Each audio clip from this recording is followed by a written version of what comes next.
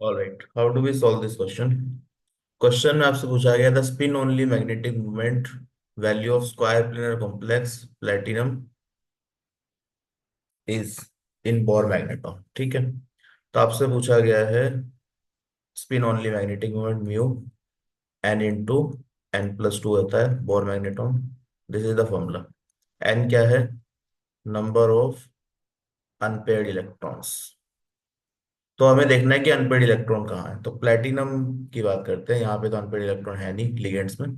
ठीक है, तो प्लेटिनम का ऑक्सीडेशन स्टेट देखोगे तो यहाँ पे प्लस टू आएगा, बिकॉज इसका चार्ज जीरो है।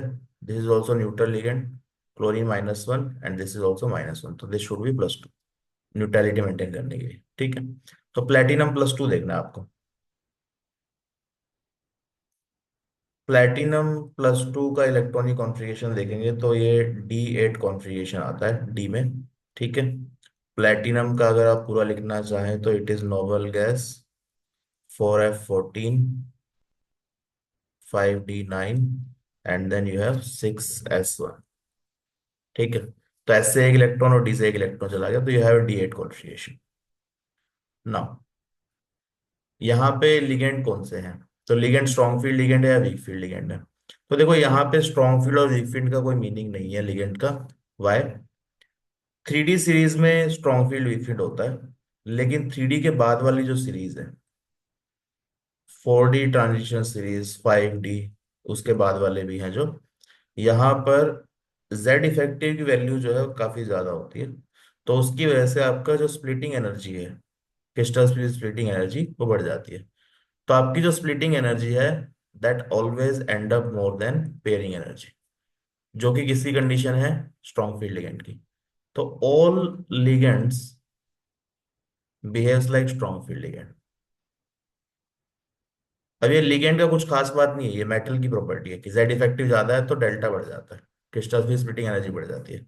तो all ligands behaves like strong field ligand. इसका मतलब क्या है कि यहाँ पे पेयरिंग ऑफ इलेक्ट्रॉन होगा।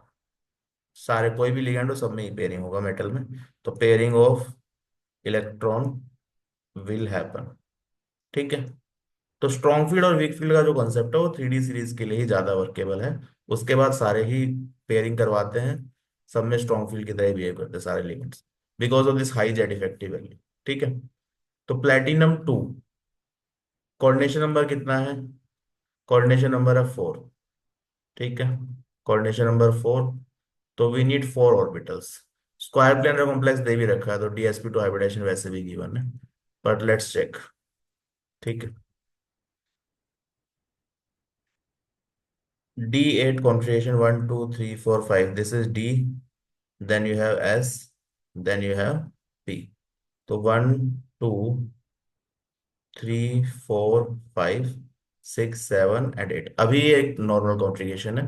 ठीक है, कोऑर्डिनेशन नंबर 4 है तो वी नीड 4 ऑर्बिटल्स। तो पहले कराएंगे पेयरिंग, तो let's do pairing. 1 2 3 4 5, this is D, this is S and this is P। तो 1 2 3 4 5 6 7 एंड 8। तो यहाँ पे कितनी ऑर्बिटल हैं? तो यहाँ पे देखो, DsP2 हाइब्रिडेशन आ रहा है, एक इनर D ऑर्बिटल खाली है और 2 P। तो this hybridization is DsP2 square planar. तो ये तो ऑलरेडी इंफॉर्मेशन हमें पता भी था वैसे, कि स्क्वायर प्लेनर कॉम्प्लेक्स है तो हाइब्रिडेशन शुड बी DsP2। ठीक है, तो यहाँ पर कोई भी अनपेयर्ड इलेक्ट्रॉन आपका नहीं आ रहा है, सारे इलेक्ट्रॉन पेयर अप हो गए हैं। तो एन की वैल्यू यहाँ पे क्या है? Zero, that is no unpaired electron. Unpaired electron है ही नहीं, नो अनपेयर्ड इलेक्ट्रॉन। ठीक है, तो म्यू विल बी जीरो। तो चेक कर लेते हैं क्या पूछा गया। म्यू की वैल्यू पूछिए, तो आंसर इसका क्या आएगा? जीरो। ओके, तो करेक्ट आंसर इज जीरो।